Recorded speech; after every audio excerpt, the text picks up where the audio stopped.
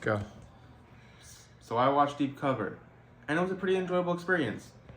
But it does have some problems. But honestly, compared to what we're getting right now, it's a welcome. I'm welcoming this with wide open arms, man.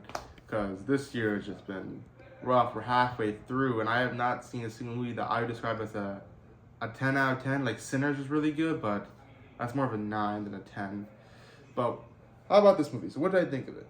Well, main premise is that there's three improv actors are recruited by the police to go undercover and infiltrate a London gang, and that's pretty much the story. It's pretty simple, but it's enjoyable.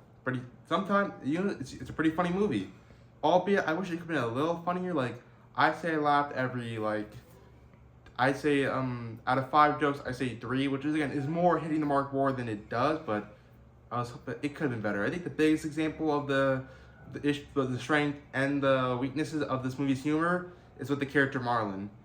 Now, some scenes he's hilarious. He actually has some of the funniest moments, particularly a scene where he threatens to iron a guy's privates.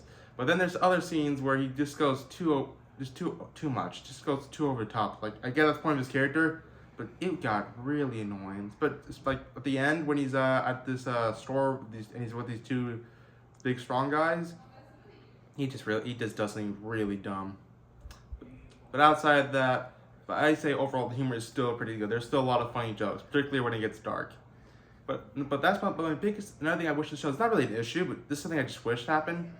I wish maybe it could have been, I'm not sure I would say longer, but it just felt like they didn't do as much as they could with this premise. Like there's only like a small, like you had this huge box potential and they don't waste it, but they could have done more with it. Honestly, I was thinking maybe this could be a show. Like think about it. This premise, it's can be really funny, but it's like a whole show. I'm interested enough in these characters and everything.